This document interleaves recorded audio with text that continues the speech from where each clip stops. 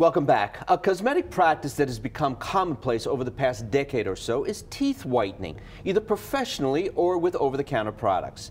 Whether you go to a cosmetic dentist for the procedure or do it yourself, there are risks you need to know about. My next guest is cosmetic dentist Dr. Joseph Banker, who practices in Westfield. He's also a member of the American Academy of Cosmetic Dentistry. Thank you very much for joining me. Thanks for having me. Teeth whitening. You know, everybody is doing it.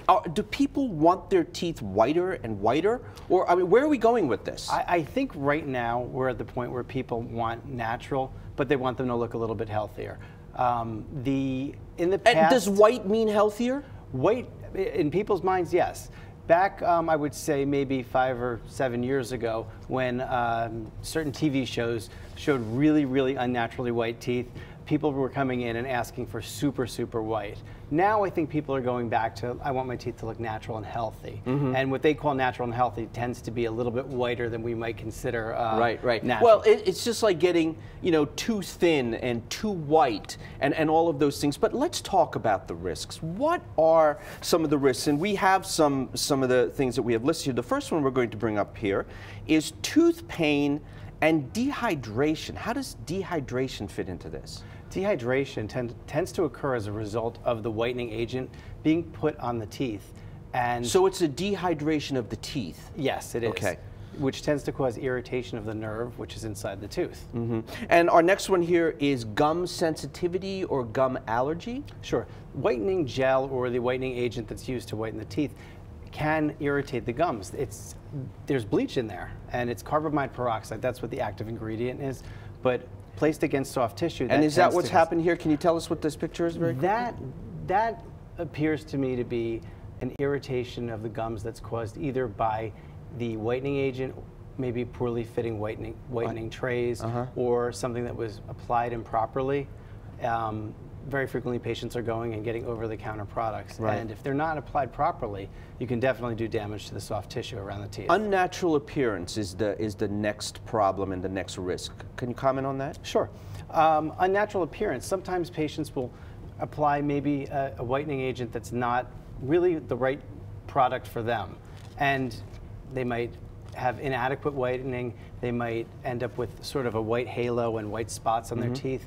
And that is something that can be handled in a professional setting. Right. But sometimes the do-it-yourself kits don't exactly get patients the results that they're looking for. And what about sensitivity? Sensitivity is probably the most common side effect that we see from whitening. And when I speak to patients, especially the ones who go and do it on their own, they say, oh, I can't get my teeth whitened.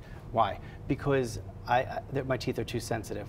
I have yet to find a patient that I can't whiten. The reason is they need to have the proper whitening system for their situation. All right, let's get into that. The proper whitening system. You know, everybody that I know is doing the home thing, all right? Sure. What is the system? What do you recommend that people do? I recommend they start with a thorough dental exam. Make sure that there's no active decay. Make sure there's no active gum disease. Make sure that what they're looking for as far as a result is achievable. They want to have reasonable expectations. A lot of times patients come to me and all they need is a good dental cleaning.